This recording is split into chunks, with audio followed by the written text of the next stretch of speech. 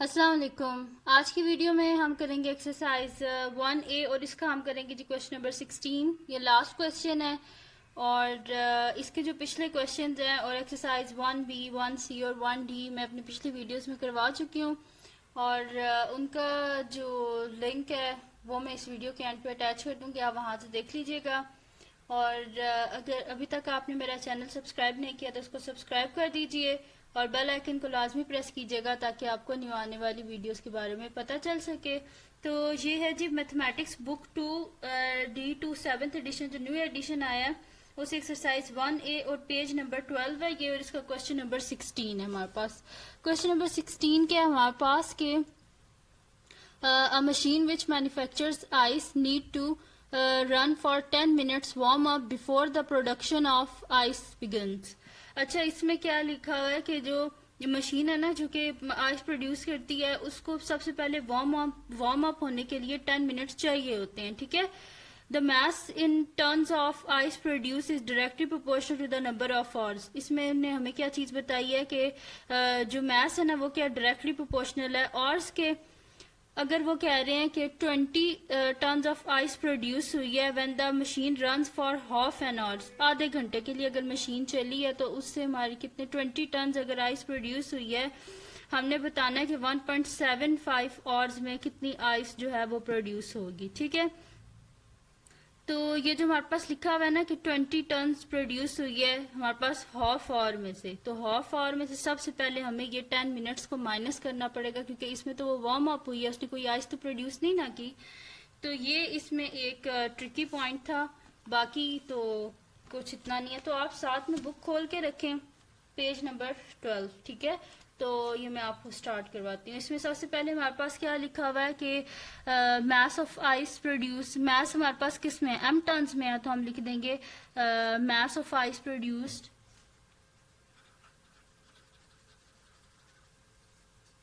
लिख देते हैं मैस ऑफ आइस प्रोड्यूस्ड। इसको हम कर देते हैं कि ये हमारे पास कितना है, एम टन्स है, ठीक है। लेट कर लिया हमने, let mass of ice produced equals to m tons and number of hours of, और लिख देते हैं the number of hours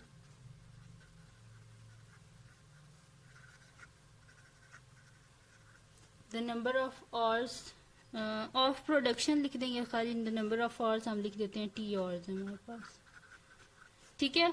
mess को हमने m से डिनोट कर दिया है और नंबर ऑफ आवर्स को t से, ठीक है। तो हमारे पास क्या गिवन है कि मैस के हमारे पास डायरेक्टली प्रोपोर्शनल है आवर्स के, तो हम यहाँ पे लिखेंगे since m is directly proportional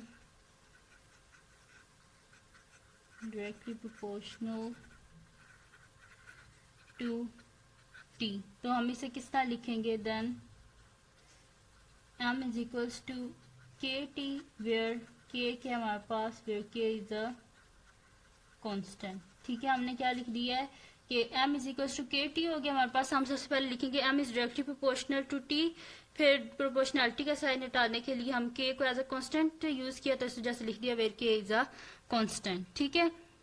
अब टाइम हम लोग फाइंड आउट करते हैं। जो हमारे पास गिवन है ना कि जो है 20 टन जो है आइस प्रोड्यूस हुई है हाफ आवर्स में, उसको यूज करके हम सबसे पहले के की वैल्यू को फाइंड आउट कर लेते हैं, ठीक है। तो when t is equals to देखें 30 मिनट्स लगे थे 20 टन आइस को प्रोड्यूस करने में, ठीक है। हाफ आवर 30 मिनट होते हैं ना, तो हाफ आवर है जो लगता है कि मतलब 20 टन आइस को बनाने में, और इसमें से हाफ आवर में सबसे पहले हमने 10 मिनट्स को माइनस करना है जिसमें मशीन वार्म अप होती है, ठीक है। तो हम क्या कर देते हैं, हाफ आवर है ना, हाफ आवर किस तरह लिखा जाता है 30/60, ठीक है। टोटल जो 1 आवर होता है वो 60 मिनट का होता है और हाफ आवर क्या होता है 30 मिनट को, तो हमने क्या कर दिया है 1/2 लिख दें इस तरह, या फिर 30/60 लिख दें, ठीक है। इसमें से हम माइनस कर देते हैं जो 10 मिनट्स लगते हैं मशीन को वार्म अप होने में, तो 60 में से 10 मिनट लग जाते हैं, मतलब कि अगर 1 घंटे के लिए मशीन चलती है तो उसमें से 10 मिनट उसे वार्म अप होने के लिए लग जाते हैं, ठीक है। तो हाफ आवर में उसने प्रोड्यूस की थी 20 टन आइसक्रीम, तो उसमें से 10 मिनट्स उसको लगे थे वार्म अप होने के लिए। तो इस वजह से हमने किया है 30/60 माइनस 10/60, ठीक है। तो ये हमारे पास क्या आ जाएगा, डिनोमिनेटर में 60 आ गया एंड 30 माइनस 10, यानी कि हमारे पास क्या आ जाएगा 20/60। तो ये हमारे पास क्या हो जाएगा 21 20 एंड 23 60, ठीक है। तो हमारे पास t की वैल्यू क्या आ गया, दिस इम्प्लाइज t की वैल्यू आ गई हमारे पास 1/3। अब हमारे पास इक्वेशन क्या थी, m इज इक्वल टू के टी, और t जो m है ना वो भी हमारे पास गिवन है 20 टन्स। तो यहाँ पे हम लिख देते हैं m इज इक्वल्स टू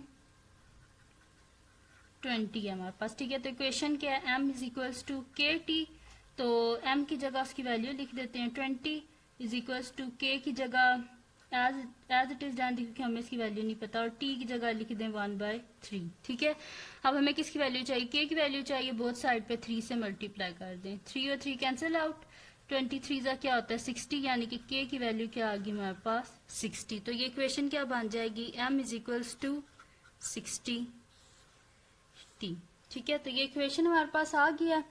अब इस इक्वेशन में हम लोग t की वैल्यू डालेंगे 1.75 और, तो उस 1.75 और में से हम क्या कर देंगे, माइनस कर देंगे 10 मिनट्स जो उसको वार्म अप होने में लगते हैं, ठीक है। तो हम यहाँ पे लिख देंगे when t is equals to, देखिए 1.75 ऑर्स है ना, अब ये ऑर्स हैं, पूरे ऑर्स हैं, ठीक है, हाफ ऑर नहीं है। तो 1.75 इसमें से माइनस कर देते हैं 10/60, यानी कि 1 घंटे में से 10 मिनट उसे वार्म अप होने में लग जाते हैं, जैसे 10/60 किया, ठीक है। अब यहाँ पे हम लोग क्या कर लेते हैं, एलसीएम ले लेते हैं। तो यहाँ पे क्या आ जाएगा जी, 60 को मल्टीप्लाई कर देते हैं, एलसीएम में सिंपल जिसके नीचे कुछ नहीं होता उसके नीचे 1 होता है, ठीक है। तो डिनोमिनेटर में हमें क्या चाहिए 60 चाहिए, तो इसको ये जो हमारे पास वैल्यू ना 1.75, इसके न्यूमरेटर डिनोमिनेटर दोनों को 60 से मल्टीप्लाई कर दें, ठीक है। तो 1.75 इंटू 60, तो ये हमारे पास क्या आ रहा है, ये हमारे पास आ रहा है जी 105।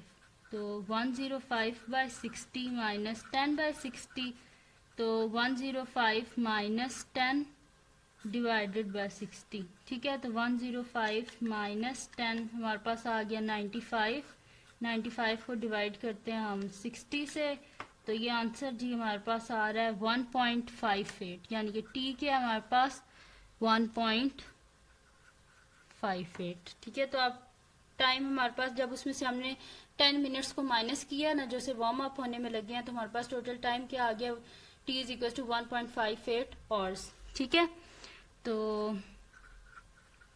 अब हमारे पास इक्वेशन क्या थी, m is equal to 60t, तो इसमें डाल देते हैं वैल्यू हम, तो m is equal to 60 into 1.58, तो 1.58 को हम मल्टीप्लाई कर देते हैं 60 से, तो ये हमारे पास आ रहा है जी 94.8, ठीक है।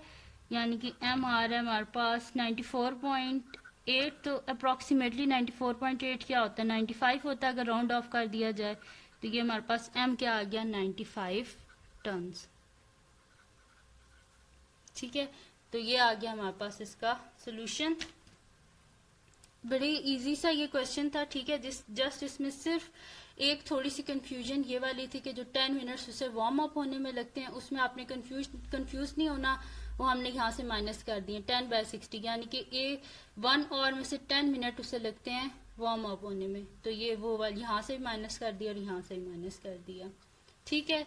तो ये थी जी आज की वीडियो जिसमें मैंने आपको करवाया है जी एक्सरसाइज 1A का क्वेश्चन नंबर 16, और बड़ा इजी सा ये क्वेश्चन है, कोई इसमें मतलब कि कोई इतनी चीज़ नहीं है, बस सिर्फ सिंपल ये वाला 10/60 वाला थोड़ा सा थी चीज़, बाकी तो इजी है, बिल्कुल वैसा ही है जैसे बाकी क्वेश्चंस हैं।